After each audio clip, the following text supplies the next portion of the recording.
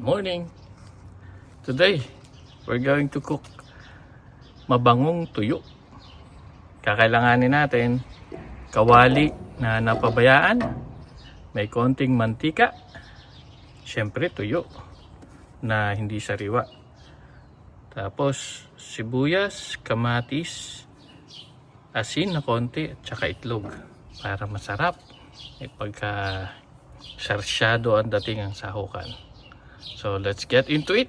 Pero una sa lahat, sa labas ka magluluto para hindi maamoy sa bahay. Bubuksan natin yung gas. Yan. Tapos lalagay na natin yung kawali. Siyempre u-on natin yan. Yan. May ignition. Tapos twist mo to. Ito na. So may apoy na tayo. Pag mainit na yung mantika sa napabayaan na kawali, lalagay na muna natin yung bawang tsaka sibuyas. Gigisa natin. Ay nako, sa tunog pa lang. No, Toby. Okay ba to? Toby nga pala yung pangalan ng aso namin. Yan. Kalambutin lang natin ng konti. Dikdik na lang ng konti na dito para mas malasa yung kamatis saka sibuyas. Yan. Sasatin ko guys, okay na to. Again, yung fire dito is medium heat. Yan. Huwag kayong gagamit ng kawali na hindi napabayaan kasi pag tuyo, maamoy, matagal ang kanyang amoy. Mahirap yung hugasan.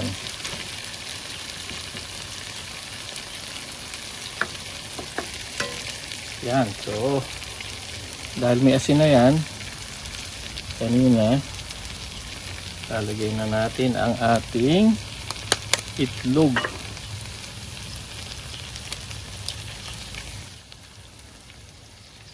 Yan. Yan, lakas ulit natin yung apoy para mabilis. Gutom na ako. Halu-haluin lamang, right, Toby?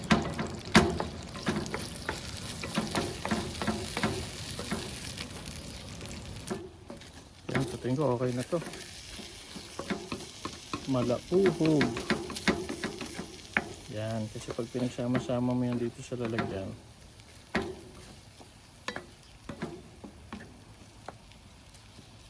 tutuin pa natin, baka hindi makain ng mga bata.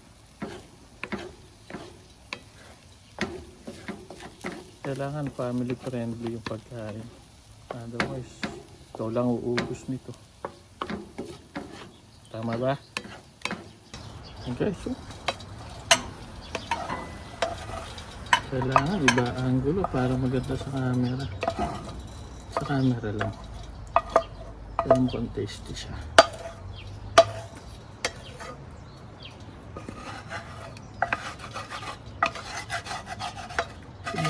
Sumutin niya para masarap ang kain. Minsan masarap yung mga tira eh.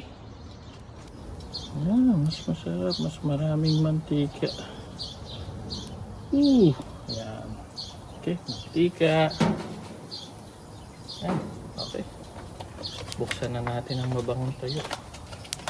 Good luck sa kapitbahay.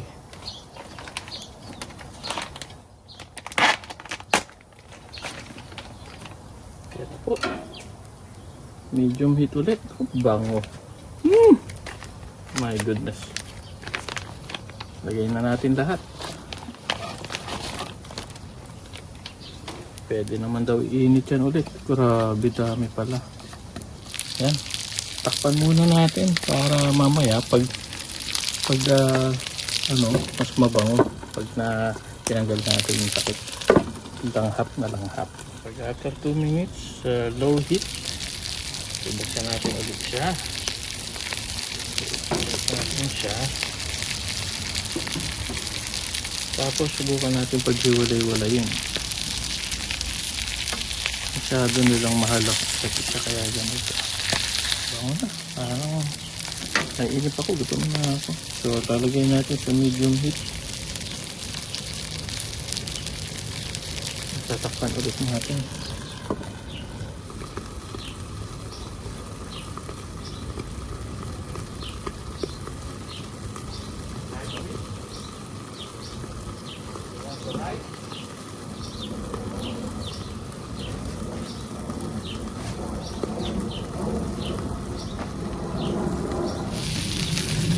Iwasan nyo na putol yung ulo. Yung iba paborito yung ulo, yung mga mata sa isda. Hindi ko kaya kainin yung mata. Pero yung iba, walang tinitira sa tuyo. Parang si tatay ko dati. So gusto niya, walang titira sa tuyo. Paborito niya ang every part. And guys, naku po, brown na. Ang ganda. Oh, parang galing sa palengke. So ngayon, titingnan natin pag may luto na. Tatanggalin na natin. I-separate na natin ang luto. Tapos malutong pa yung yung luto mo. Naku, parang ito oh. Malutong siya.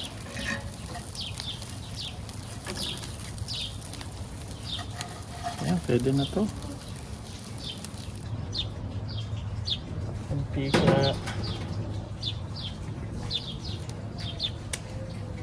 Konting asin. Konting bawang. Medium na bawang. Damihan mo na nga. Ito, lutong bawang na ito sa Super Market. Pero mas masarap yung ikaw ang nagbibig. Kasi natin ang apoy. Dahil gutom na tayo.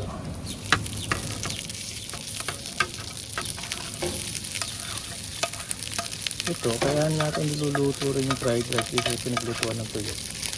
Para magaling yung tugas. Okay? Ayan. Saka para mawala na rin yung amoy dun sa pinaglutuan mo. Sinana natin.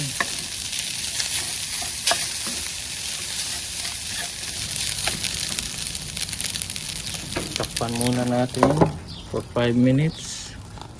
Tapos hanguin. Ready na tayo to eat. Yan. Tapos huwag niyong kalimutan magligpit ng kalat nyo. Para hindi mapagalitan. Let's see. Yun. Kung merong music to your ears, ito parang music to my tummy. Yan na. Patay na ang apoy. Lalagyan na natin siya sa ating container for final presentation. Huwag kayo magtitira. Yung matitigas na yan. Nako, yan ang masarap. Yan o. Yan na mga kapatid. Ang ating tuyo na may konting shadow at fried rice. Blessed is, O Lord, from this thy gift, blessed to receive from the bounty through Christ our Lord. Amen. Father, Son. Ata! Kain na tayo. Konting kanin. Angelo, let's eat. Konting tuyo. Konting sarsyadong itlog. Siyempre, sarsyado nga eh.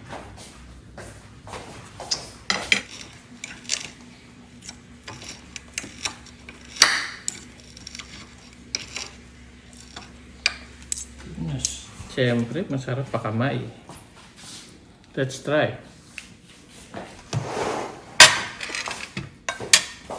Harap.